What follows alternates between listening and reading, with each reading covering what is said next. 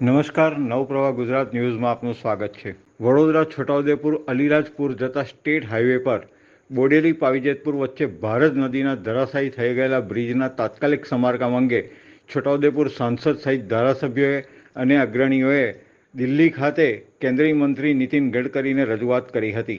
તાજેતરમાં ભારે વરસાદ અને પૂરને કારણે વડોદરાથી છોટાઉદેપુર સ્ટેટ હાઈવે પર બોડેલી પાવીજેતપુર વચ્ચે ભારત નદી પરનો બ્રિજ ધરાશાયી થતાં એક તબક્કે વડોદરાથી છોટાઉદેપુર અલીરાજપુર તરફની પૂર્વ પટ્ટીનો સીધો સંપર્ક કપાઈ ગયો છે।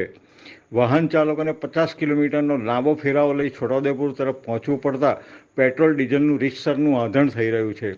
વરસાદ અને પૂર તો કારણ છે જ, પરંતુ સ્થાનિકોની ચર્ચા મુજબ બેફામ થયેલા રેતી ખનન પ્રત્યે તંત્રની નબળી કામગીરી અને બેદરકારી પણ વિસ્તારના પુલોને નબળા પાડી રહી છે।